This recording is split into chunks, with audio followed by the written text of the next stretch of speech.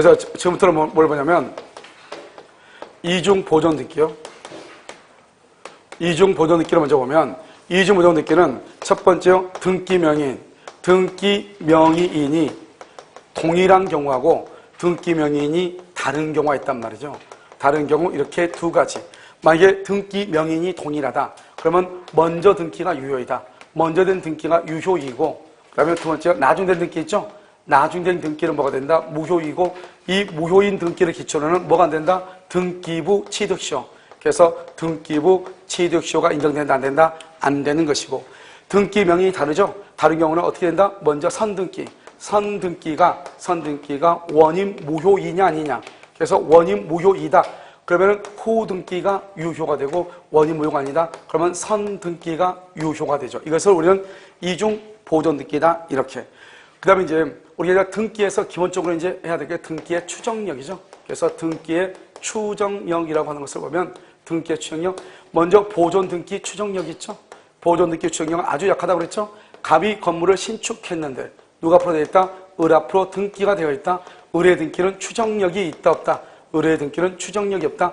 추정력이 없다고 하는 것은 무효라는 것이 아니고, 그래서 등기명인 을이 뭐란다? 입증 책임을 진다. 그래서 자기가 어떻게 해서 보존 등기를 했는지 입증을 해야 되고, 그것을 입증하지 못하면 등기는 무효가 되는 것이다.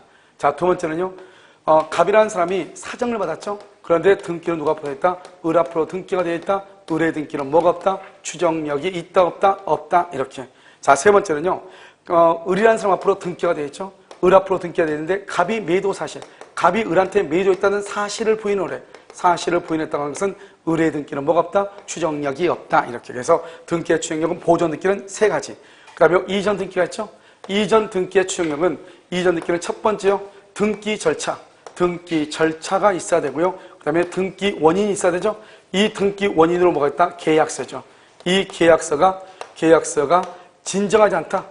또는요, 진정하지 않다. 등기 절차가 적법하지 않다. 그럴 때는 등기에 추정력이 있다 없다? 없죠. 그래서 이전 등기는 추정력이 없죠. 그 외에는 모두가 다 추정력이 있는데, 그 외에는 특히 여기서 이제 등기부를 가지고 오면 1번 지금 갑이죠. 갑에서 2번 을 앞으로 이전 등기, 3번 병 앞으로 이전 등기가 돼 있잖아요.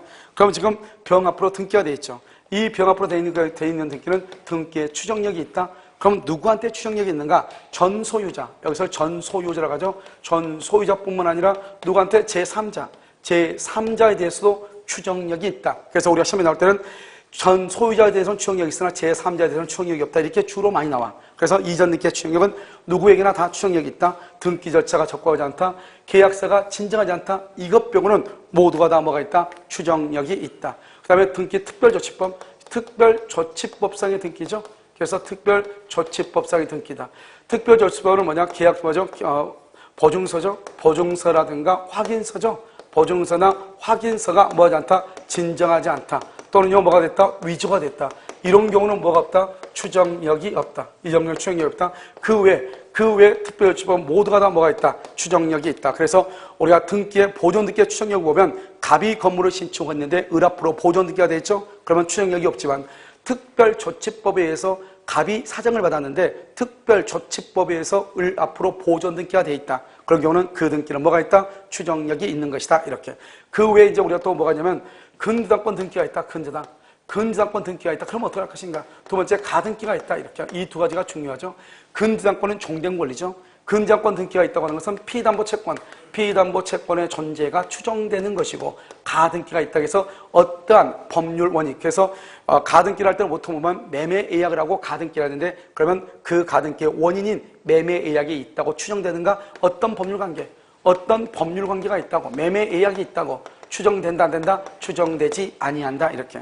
우리가 만약에 등기부를 신뢰했다. 등기부를 신뢰했다고 하는 것은 그것은 선의로 추정이 되죠. 선의 무과실로 추정이 되죠. 그런데 만약에 네 번째요. 우리가 매매 계약을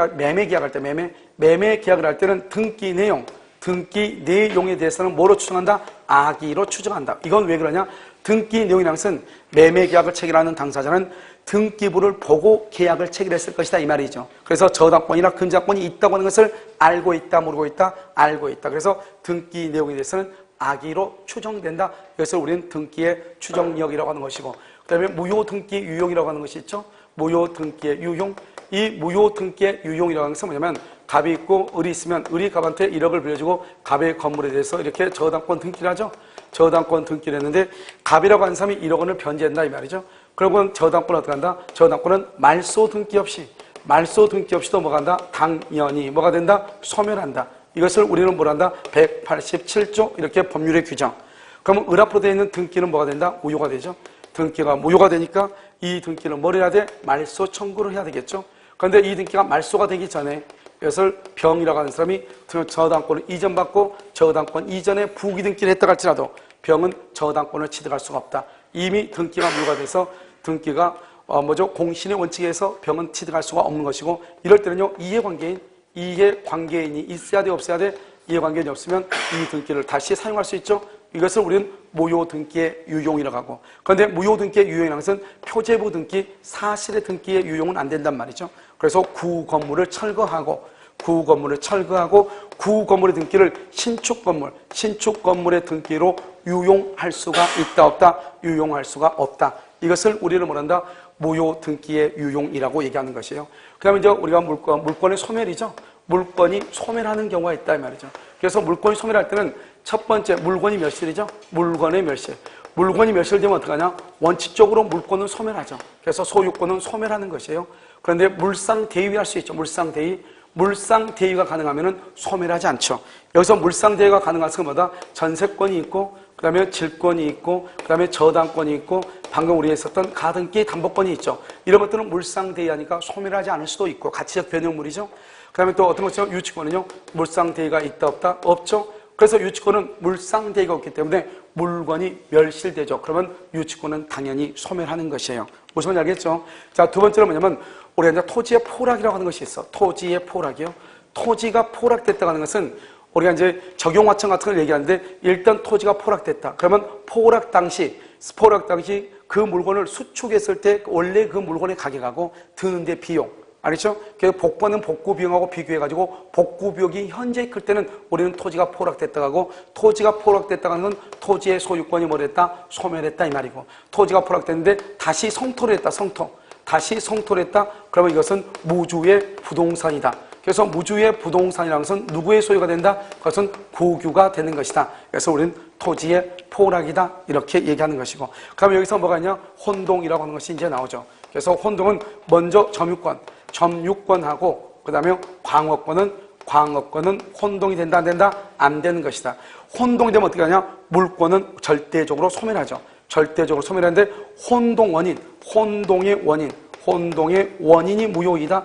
원인이 무효면 다시 혼동된 권리는 다시 뭐라 한다? 부활하게 된다. 이것이 이제 기본인데, 먼저 이제 우리가 혼동이라고 하는 것을 보면 첫 번째 이제 뭐냐면 우리가요 이렇게 갑이라고 하는 사람의 토지 위에 을이 지상권을 가지고 있다. 지상권자가 토지의 소유권을 취득하면 지상권을 소멸한다. 그런데 지상권을 소멸하는데 지상권자하고 토지 소유자의 매매 계약이 원인 무효가 된다. 그러면 다시 지상권을 다시 뭐가 된다? 부활한다. 만약에 이렇게 갑의 토지 위에 을이 저당권을 가지고 있다. 저당권자가 소유권을 취득했다. 을이 소유자가 되고 저당권은 소멸하는 것이다. 갑의 토지 위에 여기 을이요 대항력이 있는 임차인이다.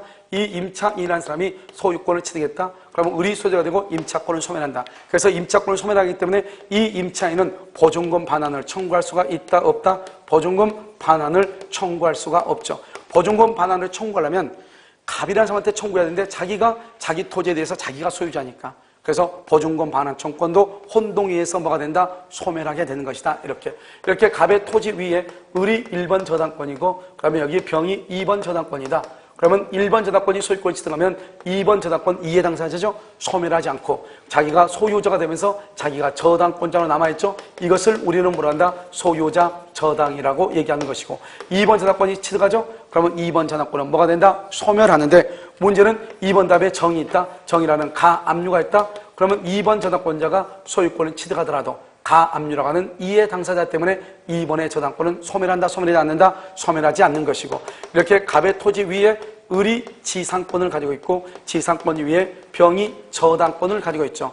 이런 경우 지상권자가 소유권을 취득하면은 지상권의 목적인 저당권자를 보호하기 위해서 지상권자가 소유자가 되면서 동시에 지상권은 소멸한다 안 한다? 안 하는 것이고, 토지의 소유자가 지상권을 취득해도 마찬가지로 토지의 소유자면서 동시에 지상권자가 되고, 따라서 저당권은 그대로 존속하는 것이다. 그런데 지상권자가 저당권을 취득하거나 저당권자가 지상권을 취득하거나 저당권자가 소유권을 취득하게 되면 뭐가 없어진다? 저당권이 소멸하게 되는 것이다. 여기서 갑의 토지 위에 을이 지상권을 가지고 있고, 지상권 위에 A가 1번 저당권을 가지고 있고 B가 2번 저당권을 가지고 있다. 2번 저당권자가 지상권을 취득하면 2번은 소멸하지만 1번 저당권자가 지상권을 취득하면 2번이라고 하는 이해 당사자 때문에 1번의 저당권은 소멸한다, 소멸하지 않는다, 소멸하지 아니한다. 이렇게. 그 다음에 이제 우리가 여기서 또 뭐가 있냐면 여기서 이 갑이라고 하는 사람이 뭐냐면, 갑이 있고 여기 을이 대항력이 있는 임차인이다.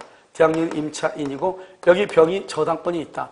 저당권자가 소유권 취득하면 저당권은 소멸하지만 대항력 있는 임차인이 소유권 취득하면 저당권 때문에 소멸한다 안 한다? 안 한다. 그런데 이런 상태에서 저당권자가 경매를 청구했다. 경매를 청구했는데 임차인이 경락을 받았다. 그러면 어떻게 될 것인가?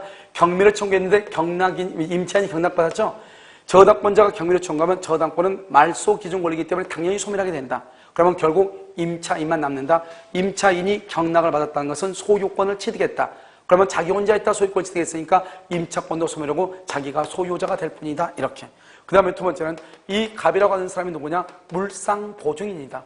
물상보증인인데 A가 1번 저당권이고 B가 2번 저당권이다. 저당권 1번 저당권자가 물상보증인을 상속을 한다. 상속을 했다는 것은 소유권을 취득한다. 소유권을 취득하도 2번 저당권 때문에 소멸하지 않고 2번 저당권자가 물상보증인을 상속을 한다. 이런 경우는 이해당사자가 없죠. 2번 저당권자가 상속은 소유권 취득이니까 2번 저당권은 소멸하게 되는 것이다. 만약에 여기가 채무자다. 채무자 그때는 조심하라고 그랬죠. 채무자를 A가 1번 저당권이죠. B가 2번 저당권이죠. 알겠죠? 2번 저당권. 그러면 1번 저당권자가 채무자를 상속을 하죠. 그러면 상속을 하면 채권 채무의 혼동에 의해서 피담보 채권이 제로가 되고, 피담보 채권이 제로가 되니까 부종성의 원칙에 의해서 저당권을 소멸하는 것이고, 2번 저당권자가 채무자를 상속하죠. 마찬가지로 채권 채무의 혼동에 의해서 저당권을 소멸한다. 여기서 뭘 할 수 있냐? 혼동이라고 하는 것은 물권에만 있는 것이 아니고 채권에도 혼동이 있을 수 있다. 이것을 알 수가 있고, 그 다음에 이제 또 한 가지 이제 중요한 것 중에 뭐가 있냐면, 여기서 이제 지역권이라고 하는 것이 있다. 그래서 지역권은 이것을 우리는 요역지라고 하는 것이죠. 이것을 뭐라 한다? 승역지라고 하죠. 승역지. 그러면 여기에 이제 통행 지역권이 있는데 승역지의 소유자가 의무를 부담하죠.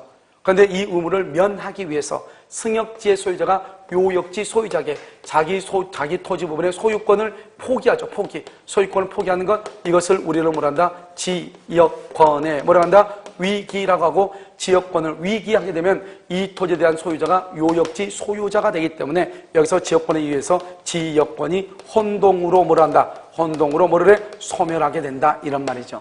우리가 이제 점유권은 혼동이 걸리지 않는다고 했잖아요. 점유권은요. 그러면 점유권은 혼동이 걸리지 않는데 그 말을 뭐라고 표현하냐? 점유자가 어떻게 하죠? 물건에 대해서 상속을 받았다 또는요 소유권을 취득했다 이런 말이 나와. 그러면 점유자가 그 물건에 대해서 상속을 받았다, 점유자가 그 물건을 소유했다, 이것은 소유권을 취득했다 이 말이죠. 그렇다고 하더라도 점유권은 소멸한다 안 한다? 안 한다. 이것을 우리는 여기까지로 말한다. 혼동이다. 이렇게 얘기를 하는 것이죠. 알겠죠? 잠깐 쉬도록 그렇게 하겠습니다.